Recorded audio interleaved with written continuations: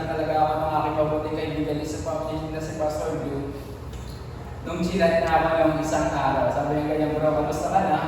Budol pala. Alam mo yun, yung later, I just saw na, bro, pwede ka bang ano, yun na yun, sabi ka na dyan. Dahil nakamusta siya, sinabi ko, okay ako, bandang huli, pwede ka bang mag-share sa akin na i-worship na namin. Kaya sabi ko sa meeting kay Pastor Jerome, nabudol po ata ako ni Pastor Jerome na mag-bring sa amin. But thank you again, Pastor Blue, for such an opportunity makapag-share dito. As we talk about God's heart or His compassion, pag tinignan po natin yung compassion, ano ba daw yung ibig sabihin nito? Compassion means daw showing or having mercy, sympathy, empathy toward others. Tingnan mo yung katabi mo. O habang may compassion yan. Pag ano po, pagtulog, pastor. Pagtulog pala, may compassion pagtulog. Mabait pagtulog. And as we talk about compassion this day, somehow, yung hope ko po at saka prayer ko, this compassion na na-experience natin or yung heart ni God will help us na tayo yung bawat isa po sa atin is to connect with others. Kaya nga po nandito ka today, you are new here in our church, wala ka pang victory group, you are not yet connected. Ganito po yan, mamaya po lapitan niyo si Pastor Blue. Alam niyo po bakit? Wala naman itong magic, pero si Pastor Blue will help you to be connected to our church. Kasi yung goal po natin dito sa ating simbahan is each and every one of us is connected to one another. Kami po hindi naman sa pinagmamayabang po o pinagmamalaki po yung Victory Apal. Pag pumasal po kayo ng Victory Apal, ganito po lang yung deal ko sa inyo. Pag wala pong kumilala sa inyo kahit na 5 tao lang, libre kayo ng lunch pag nag-church kayo doon. You know, sabi nga, pastor talaga katotoo, puntan subukan niyo lang. Pero kung nakalima lang kayo, malas na malas mangyari. Kasi po, lahat po ng miyembro ng ang group at saka prayer po namin is makilala po talaga yung isa't isa. Jess is still been there, galing po si Jess doon at saka si Jen.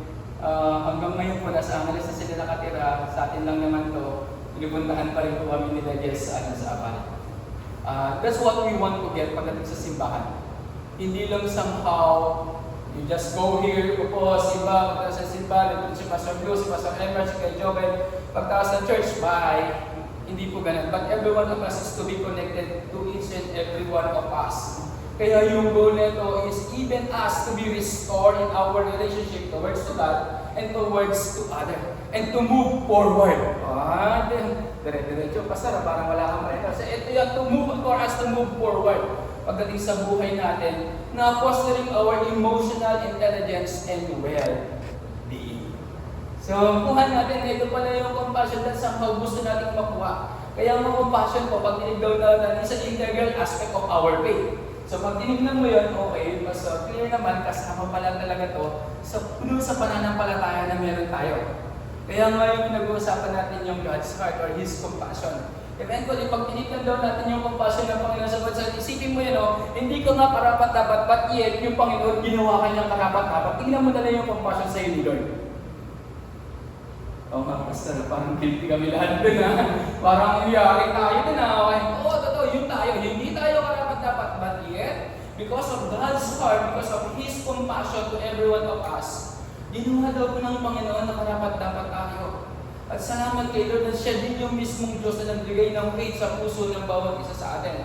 Kaya nga it is through compassion that we reflect on in very heart of God and fulfill His commandments to love one another. Tingnan mo ba yung, tingnan niyo po yung katabi niyo? Mahal-mahal ba? Tinignan niya si Mrs. Wow, pastor! Our goal is as a church, ito po yung nakuha natin. That we are going to love one another as God loves us. Okay? Let me read to you Deuteronomy chapter. Pag-aaralan po natin ngayong gabi is Deuteronomy chapter 7 verse 6 to 11. Binigyan lang po ni Pastor Phil ng 20 minutes. Kaya kung medyo mabilis po ako magsalita, sabihin niyo lang, Pastor Phil, andan. Okay. Deuteronomy chapter 7 verse 6 to 11 says, sabi niya, for you are a people holy to the Lord your God.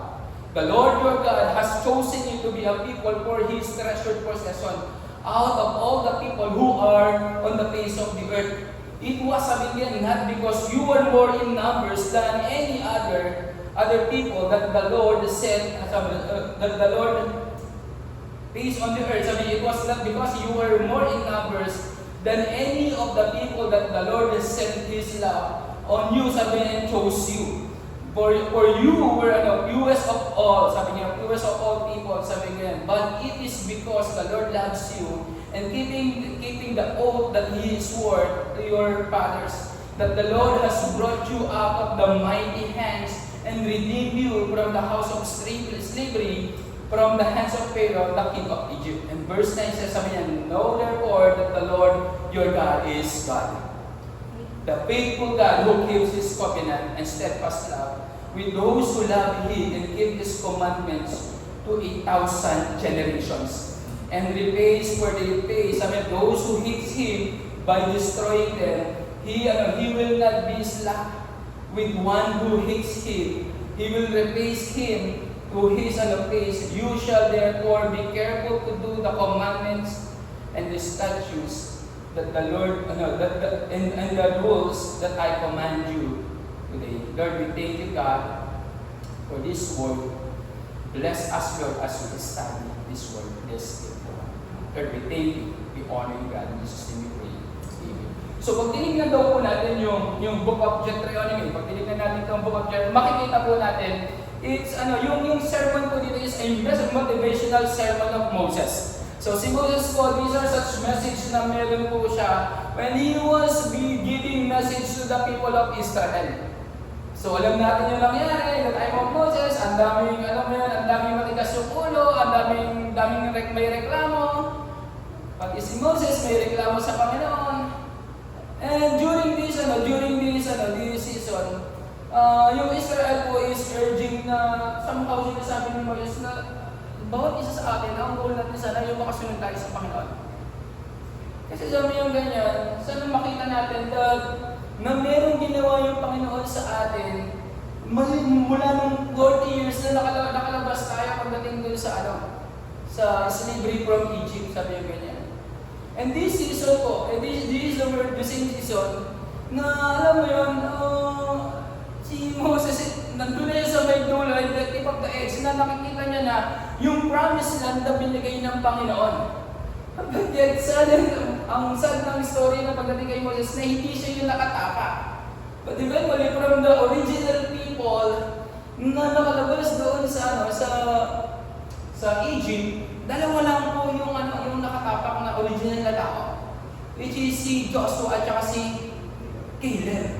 Kaya nga po yung sinasabi ni nung writer naman, yung sinasabi po ni Moses dito, he is giving na instructions to them na pagdating doon sa promise ng Panginoon, ganito siya, sabi niya, huwag kayong mag-alala, tapat yung Diyos na meron tayo na nangako pagdating sa buhay ng bawat isa sa atin.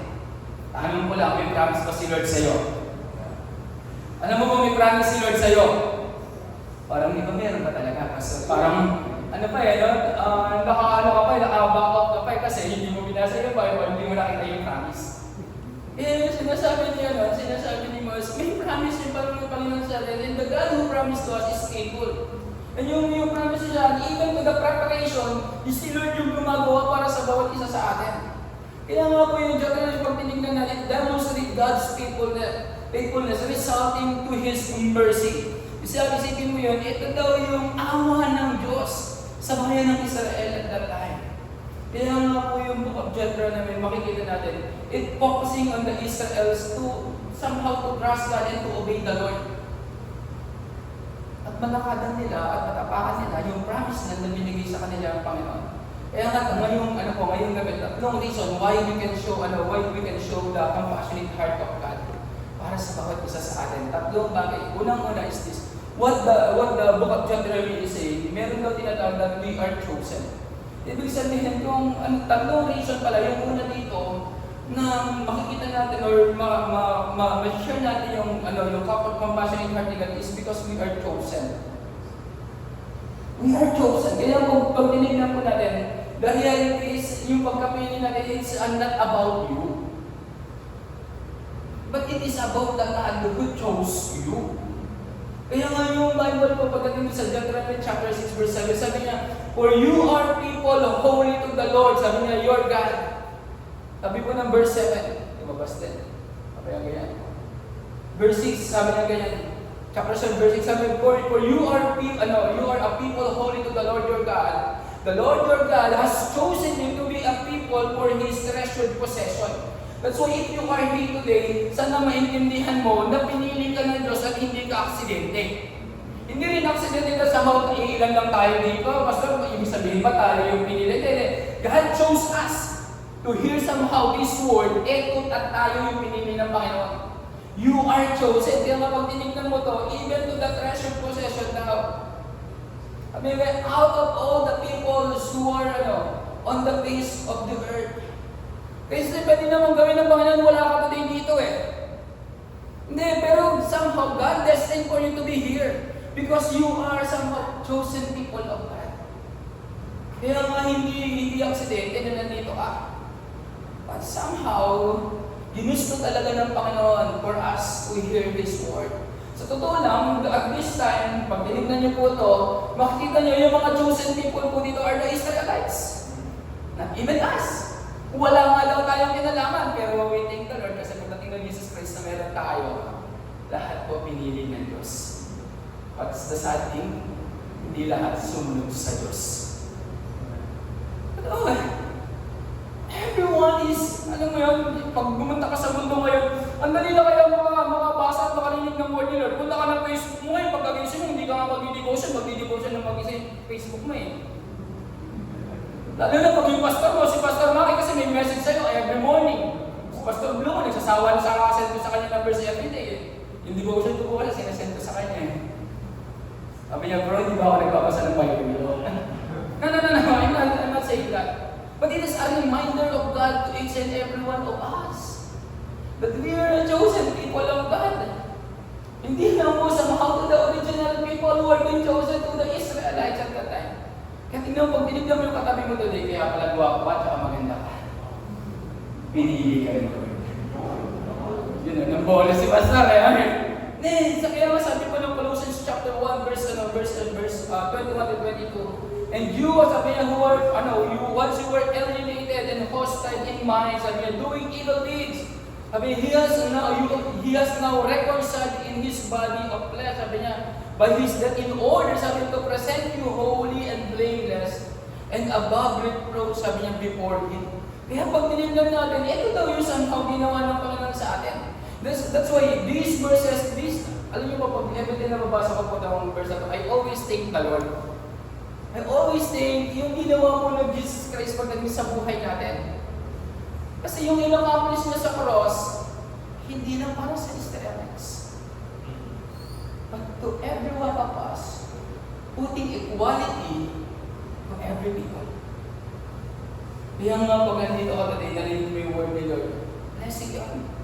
That this verse will say that Jesus, yung Jesus na meron tayo, we are no longer alienated, sabi ganyan. But we are reconciled with His death.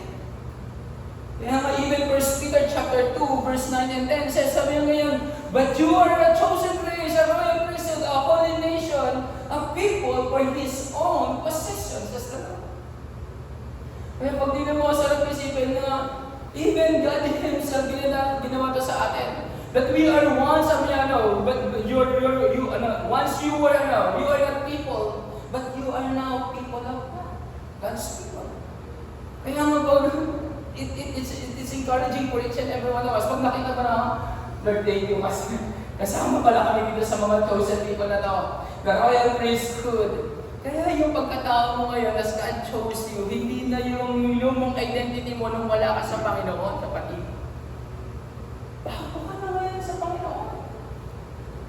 This is who we are with God. Kaya nga, sana maintindihan na that we are a holy and chosen people of God or His treasured possession.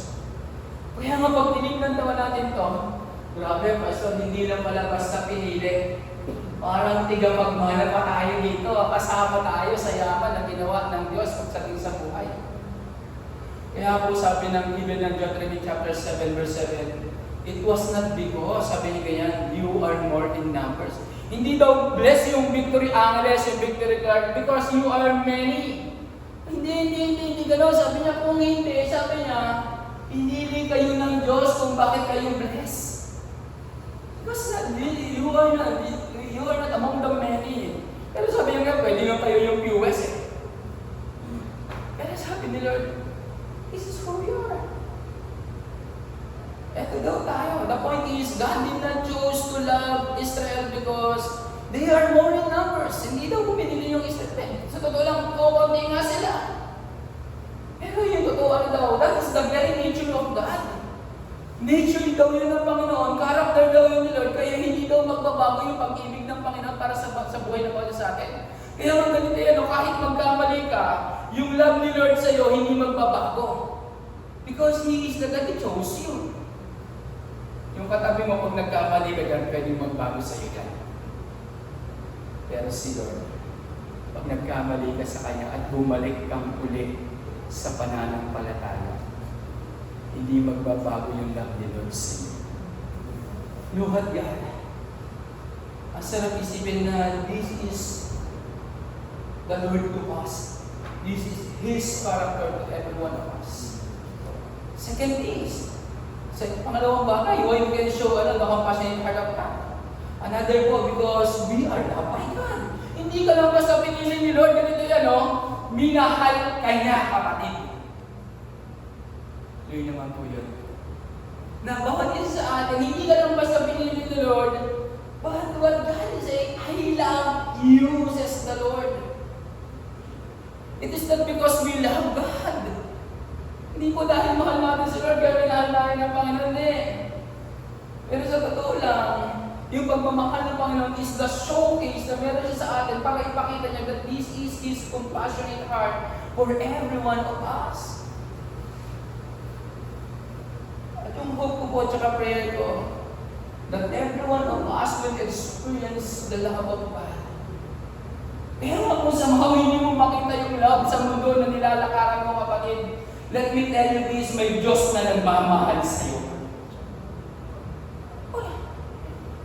There is a God who is saying to you, I love you. Ito yung Panginoon sa atin, isipin mo. It is God. So, Deuteronomy chapter 7 verse 8, sabi niya, sabi niya, because the Lord loves you, sabi niya, and keeping the oath that sabi niya that He swore to your fathers. Isipin mo, ito daw yung love ni Lord sa atin. Na yung love niya na pinangako pa, even doon sa mga ninunuluan natin, is the same love na meron yung Panginoon sa today. Kapatid. Nasabi ng verse, sabi niya ganyan, that He is the same God who redeemed you from the house of slavery. Pag tinignan natin today yan, yung redemption po na ginawa ng Panginoon sa atin, alam mo yung buhay na mali, nilalis ka ni Lord doon, nilagay ka niya sa maganda at tama. This is God to you. Hindi ka naman nakaalis dito sa maling buhay ng makasalanan ng sarili mo lang. But God chose you, and God, because God loves you, kinita ka ng Panginoon at makalapit ka sa Kanya na. At even, yung alam mo yung pagsuko mo kay Lord, wala kang kinalaman doon. Yung participation mo lang, yung pagsunod mo sa Kanya, kapatid, at yung pagsuko mo ng kasalanan mo. Pero, to tell you honestly, it is initiated by God to each and every one of us. He is the same God. The Israel at that time, tigas naman ulo nila. Pero dahil mahal sila ng Diyos, isipin mo kahit nalabalakad sila sa wilderness, sa dami nilang reklamo, yung Panginoon, nung mainit, na binigyan sila ng sombrero binigyan sila ng ula, habang madilim, binigyan sila ng ball of fire na mag-guide sa kanila. Nung nagutom sila, binigyan daw sila ng ng trigo, ng mana. Nung nagsawa sa mana, naghanap ng sanjupsal. ng karne. No, pero even sa dami ng reklamo nila, yung heart ni Lord is mahal ko itong mga to. Sa buhay ngayon, sa dami ng reklamo natin sa buhay, sa dami ng mali natin sa buhay, sinasabi ni Lord, mahal ka niya. Hindi magbabago yun. Hindi magbabago yung love ni Lord.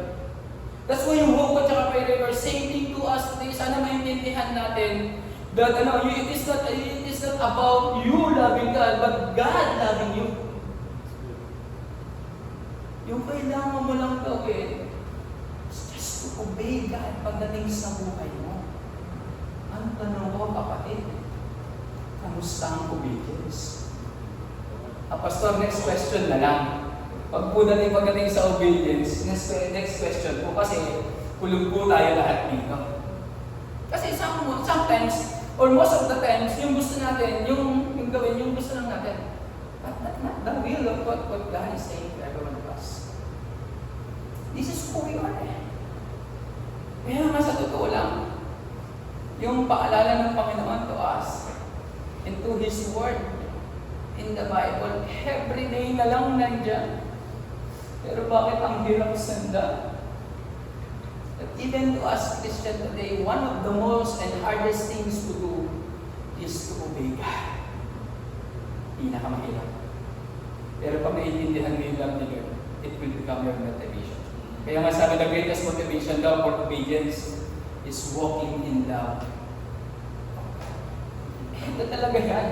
The greatest motivation na gusto mo na makalakad talaga kay Lord sa pagsunod, mahalin mo talaga at iintindihin mo yung pagmamahal ni Lord sa'yo. Makakalakad ka ng may pagsunod. That every one of us, alam mo yun, makalakad talaga pagdating doon sa pagmamahal din ng Panginoon sa buhay ng bawat isa. That's why sabi niya Jeremiah chapter 7 verse 9, sabi niya, know therefore that the Lord your God is God. Kaya nga sabi sabi po ng writer, sabi po ni Moses, sana maintindihan nyo, that yung Panginoon na meron tayo, siya talaga yung Panginoon, sabi niya. Huwag niyo nang palitan, sabi niya ganyan. Huwag niyo nang palitan, sabi niya ganyan. Kasi siya yung Diyos, sabi niya, a faithful God who keeps His covenant and steadfast love with those who love Him, sabi niya, and keep His commandments. At yung point dito, sabi niya ganyan, to 1,000 generation.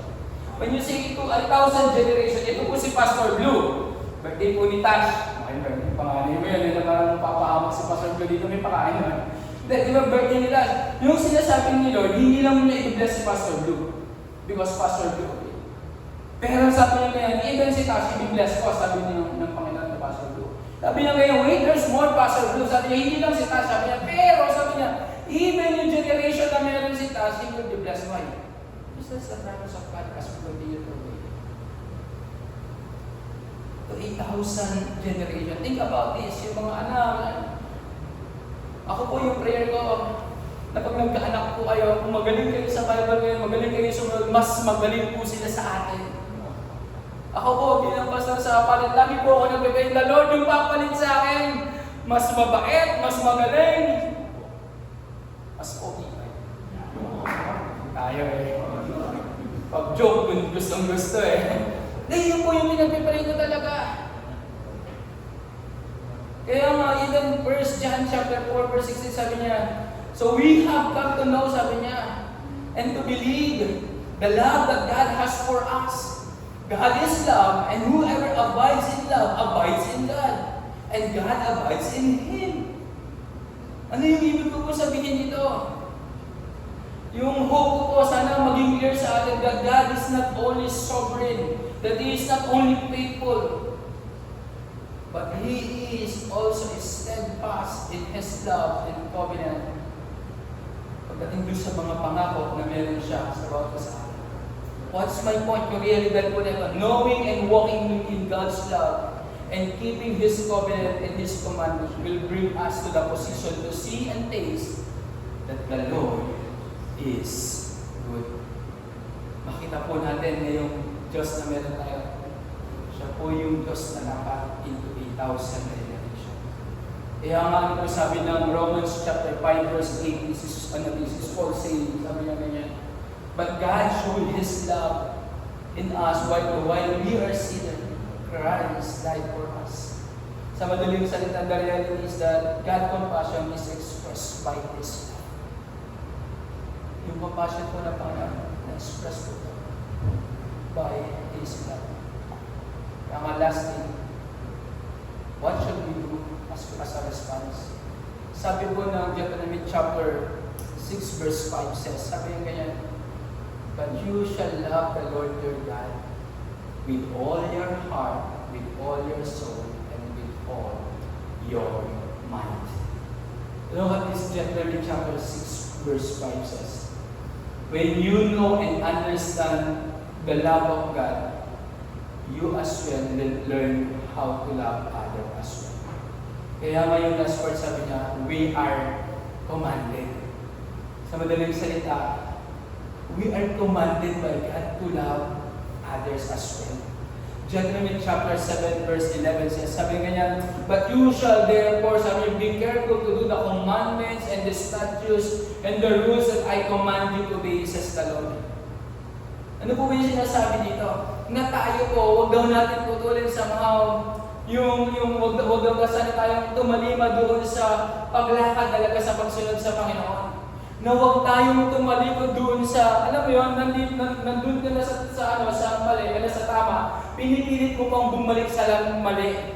Ang sinasabi ko ng Panginoon, that you continue to walk with God, to His commandments.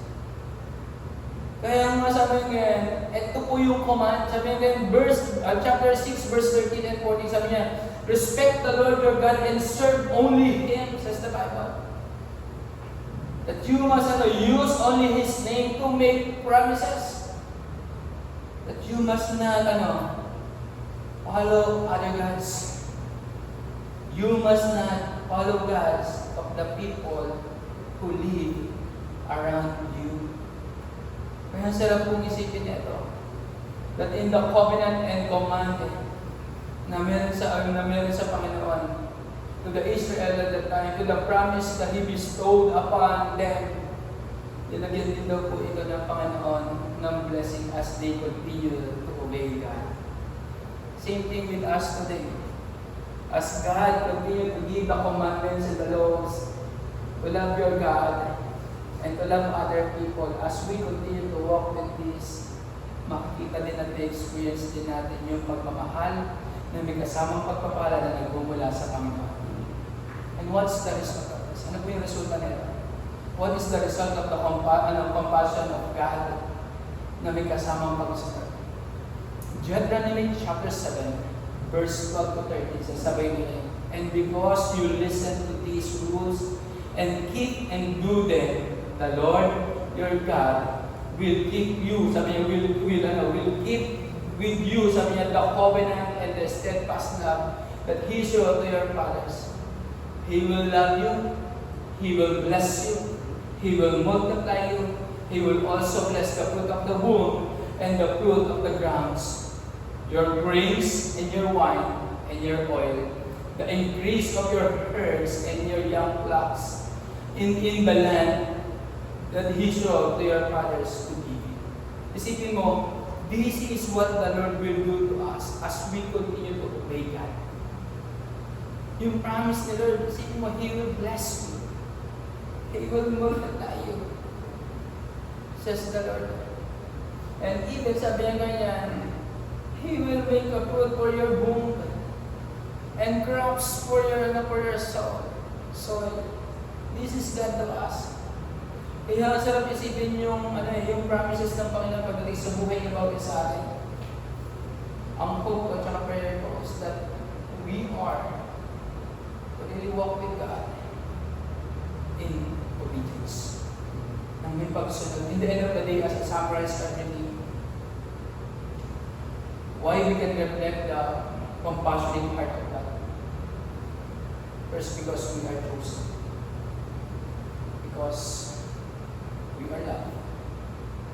And because we are commanded by God to obey His commandment and to be a blessing to others. Let's all stand up as we wrap up as we end. Lord, we thank you